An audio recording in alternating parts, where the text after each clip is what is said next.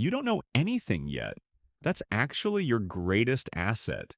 You move packages, you don't open them, you deliver envelopes, you don't count what's inside. You show up when you're told, where you're told, and you leave when the job is done. You ask nothing, you say nothing. You are to the people above you essentially invisible. Your cut is $300 a run, sometimes $500 if the address is far. It's not about the money yet.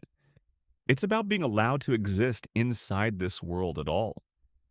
You're running for a mid level dealer named Cortez, who operates out of 3 apartment blocks in the south end of the city. You don't know his full name. You don't know his suppliers. You know his face, his signal, 2 buzzes on your phone, and the rule he told you on day one. You get stopped. The package never existed. You never met me. You were just walking. You practice that sentence in your head until it feels true. At night, you think about what you're doing. You tell yourself it's temporary. You tell yourself you're just learning the layout. You tell yourself everyone starts somewhere. These are the first lies you tell yourself. They won't be the last. After 6 weeks, Cortez hands you a burner phone with 3 contacts saved in it. No names, just numbers. You've been promoted. You're no longer invisible. Now you have a spot. It's a 2 block stretch near a laundromat on Mercer Street. You control it from 6 p.m. to 2 a.m.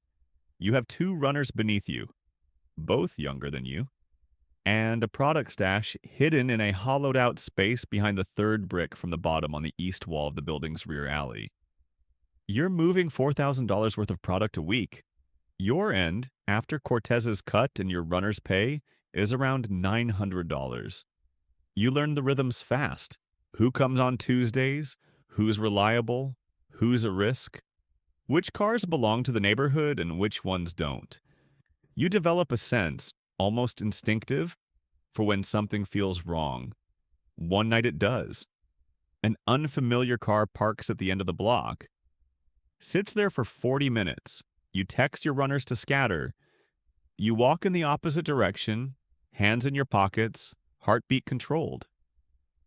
Nothing happens, but when you get home, you realize your hands are shaking. The next day, they're not. That's the shift you don't notice until later.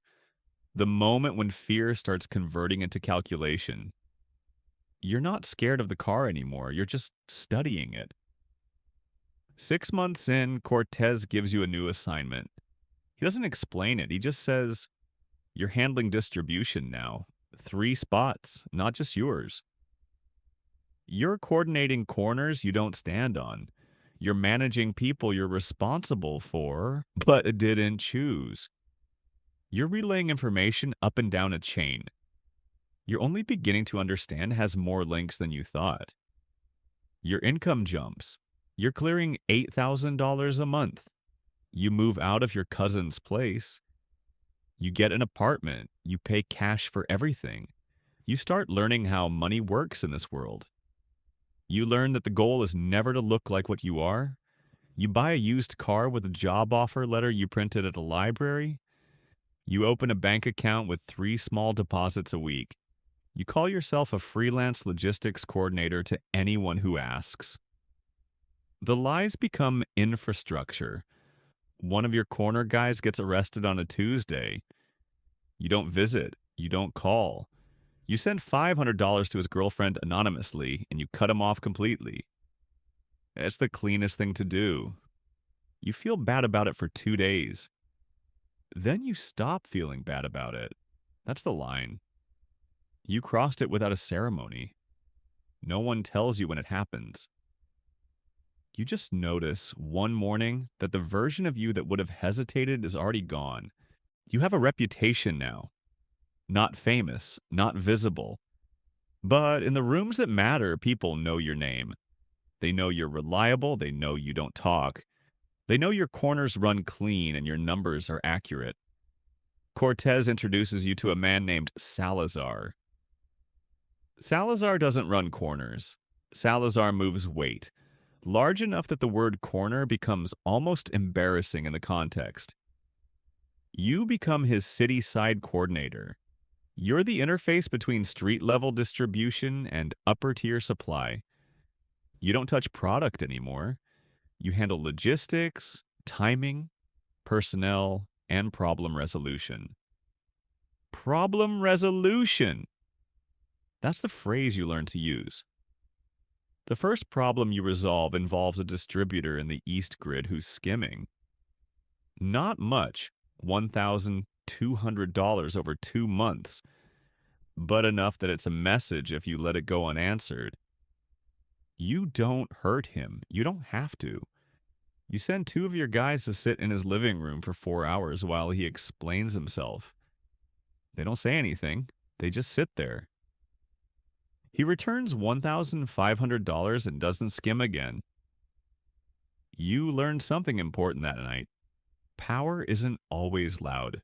Sometimes it's just presence. The room, the silence, the knowledge of what could happen. You're clearing $40,000 in a good month and none of it touches your name. You also haven't slept more than 5 hours in weeks. You tell yourself that's fine. You build a system, not a crew, a structure. There's a difference. A crew is people. A structure is a machine that runs whether you're watching or not. You have 4 tiers beneath you. You know the top tier directly, the second tier is known to the first. Below that, you're a rumor, a set of instructions passed down through people who've never seen your face. This is intentional. You've learned that visibility is vulnerability. The people at the top who got caught, every single one of them, got caught because someone could draw a straight line from the crime to their face. You make sure no such line exists. You set up 2 shell businesses, a car detailing shop and a textile import company, through a lawyer who is extremely well paid and asks only the questions he needs to ask. The money starts flowing through legitimate channels, slowly, carefully. $12,000 here, $18,000 there, mixed with actual business revenue from the detailing shop, which you run at a small real profit just to keep the books breathing. Your world gets smaller even as your operation gets larger. You stop going to bars. You stop attending social events where you can't control who's in the room. You have fewer friends. The ones you had before don't understand why you've gone quiet. You tell yourself you're protecting them. That's partially true. The other part is that you've started to lose the language for the version of yourself they knew. There are people who report to you who have never met you. There are people who fear you who don't know what you look like. That's not ego. That's architecture. You're operating across 4 cities now. You have a logistics network that moves product with the efficiency of a regional trucking company. You have accountants, not lawyers playing accountant, actual financial engineers who understand how to make money disappear and reappear as something clean. Your legitimate business portfolio is worth $2.1 million on paper. Salazar has become something closer to a partner than a boss. You sit across from him once a month at a restaurant that he owns but doesn't appear on the license. You speak in generalities. You never say specific numbers in a room. You've both learned this from people who got careless. There are law enforcement files on your network. You know this because you have a contact, a city official who is not on your payroll in any traceable sense, but who accepts gifts and whose daughter's private school tuition is paid by a trust you established for philanthropic educational support. He doesn't ask where the trust money comes from. You don't offer to explain.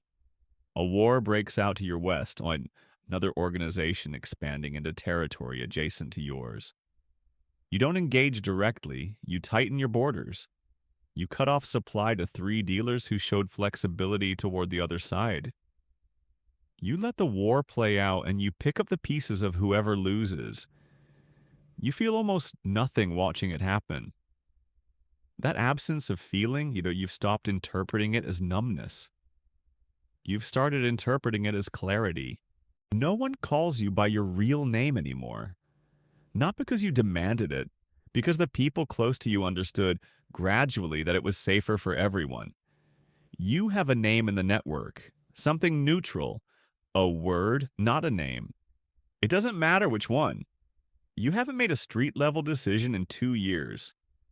You make structural decisions. You decide who moves into leadership positions. You decide which markets to enter and which ones are too visible to be worth it. You decide when to contract, pulling back, going quiet, waiting out a period of law enforcement attention, and when to expand.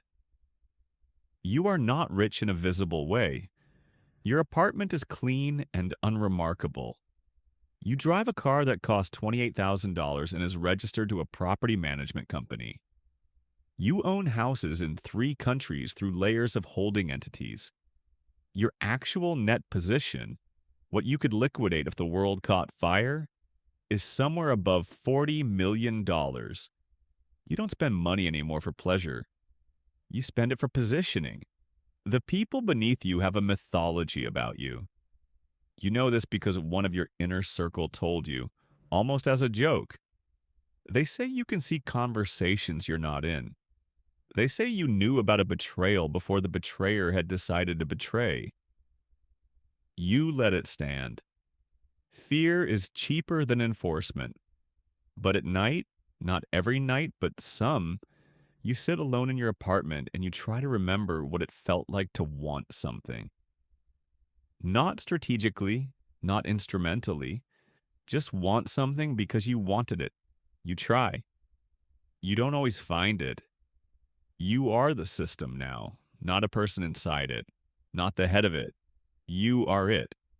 The structure exists in a form that no single law enforcement action can dismantle because no single node connects to all the others. You've built redundancy into everything. If you disappeared today, if you ceased to exist, the machine would run for years on its own momentum. That was always the real goal. You understand that now. You exist mostly in the space between things, between countries, between identities, between the person you were and the thing you've become. There are 3 people in the world who know the full picture. 2 of them have been with you for more than a decade. One of them you've never met in person. The relationship exists entirely through a protocol you designed. You've been investigated 4 times.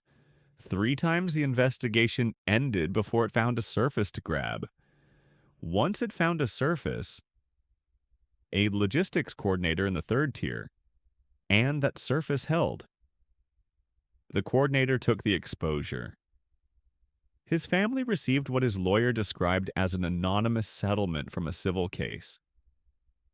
He understood the arrangement. He made the choice.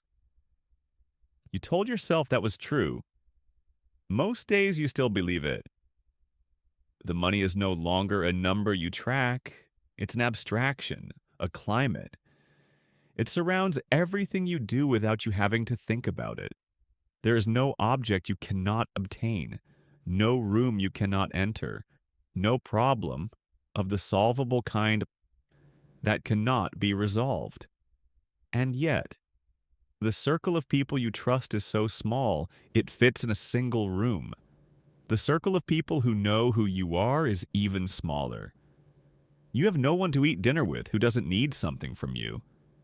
You have no one to call with news. You have everything. And everything turns out to be a very specific kind of empty. The kind that's so large and well appointed that you can walk through it for years before you realize there's nothing inside. Power is real. You're not disillusioned about it. It's just that it cost exactly what they say it costs, and you paid it slowly in installments, each one so small it felt like nothing at the time. You sit by the window of a rented flat in a city you rotate through quarterly. The sun is setting. The city below doesn't know you exist. You watch it. You feel something that might be peace, or might be the absence of everything else. You no longer know which one it is.